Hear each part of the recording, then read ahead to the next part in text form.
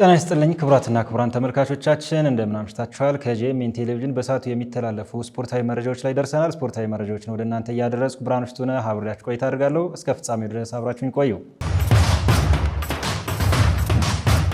ሴኔጋል እንግሊዝን ያሸነፈች የመጀመሪያዋ የአፍሪካ ሀገር መሆን ችላለች።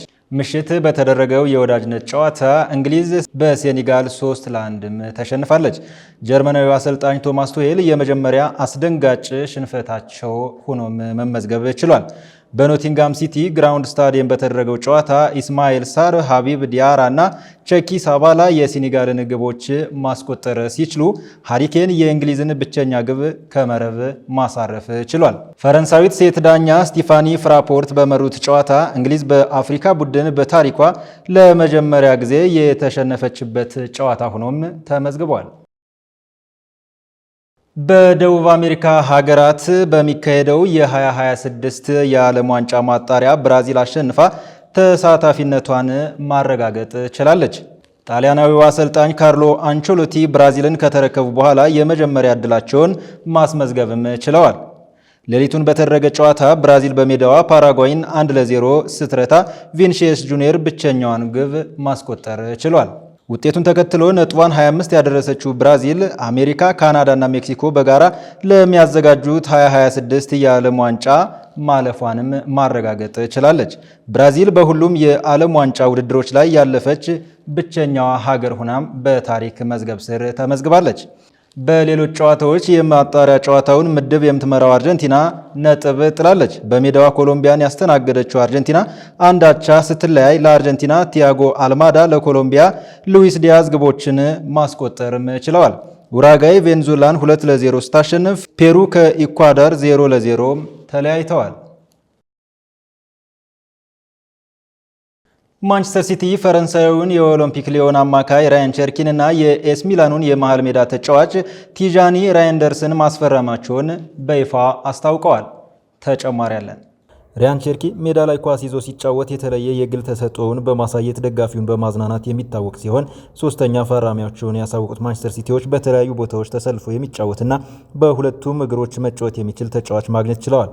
ተጫዋቹ በተጨማሪም በሁለቱም በቀኝና በግራ በኩል የሚገኙ የቆሙ ኳሶችን ሲወስድ እንደነበርም ይታወሳል። ቸርኪ የሚታመበትን የመከላከልና የሚሰጡትን ታክቲካል መማሪያዎችን አክብሮ ያለመቆየት ችግር ለማሻሻል ጠንክሮ መስራቱም ተገልጿል። የማንቸስተር ሲቲ ደጋፊዎች ገና ከመጀመሪያው ቀን በሁሉም ነገር ጥንቅቅ ያለ ተጫዋች ላይመለከቱ እንደሚችልም እየተዘገበ ይገኛል። ይሁን እንጂ ኳስ በመቆጣጠር የተዋጣለት እንደሆነ የተነገረው ቸርኪ ኳስ ሲያገኝ ተጋጣሚ ላይ ጫና በማሳደር ወደፊት የሚጓዝ ተጫዋች መሆኑ ይታወቃል። በቀኝና ግራፊት መስመር እንዲሁም የአጥቂ አማካይ ሆኖ መጫወት የሚችለው ቸርኪ ለአሰልጣኝ ፔፕ ጋርዲዮላ ተጨማሪ እድል ይሰጣል ተብሎም ይጠበቃል። በተያያዘ ዜናም ውሃ ሰማያዎቹ የኤስ ሚላኑን የመሃል ሜዳ ተጫዋች ራይንደርስን በ5 ዓመት ውል ማስፈረማቸውን በይፋ አስታውቀዋል። ማንቸስተር ሲቲ ተጫዋቹን ከተጨማሪ ክፍያ በፊት 55 ሚሊዮን ዩሮ በማውጣት አስፈርመዋል። ማንቸስተር ሲቲ በዝውውር መስኮቱ አራተኛ ተጫዋቻቸውንም ማስፈረም ችለዋል።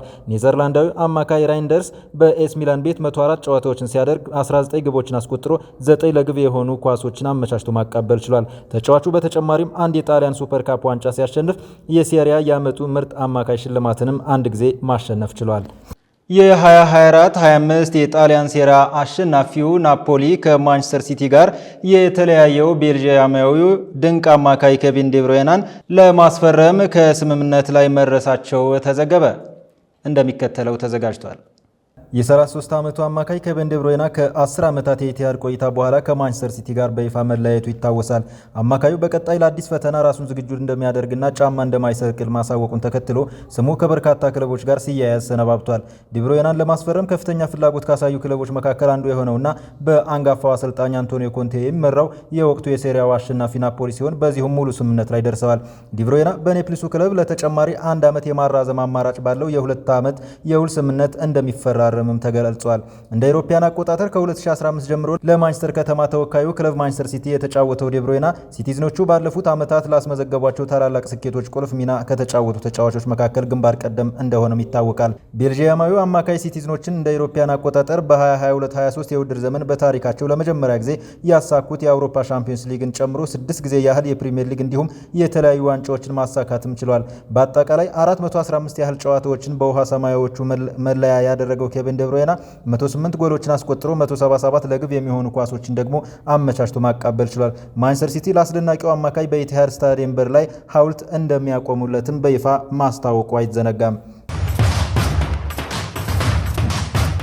ክቡራትና ክቡራን ተመልካቾቻችን ለዕለቱ ያዝናቸው ስፖርታዊ መረጃዎች እስካሁኖቹ ይመስሉ ነበር። ስፖርታዊ መረጃዎችን ወደ እናንተ እያደረሱ ብርሃኑ ሽቱነህ አብሬያችሁ ቆይታ አድርጋለሁ። ከቀሪ ዝግጅቶች ጋር ሰናይ ምሽት ተመኘው።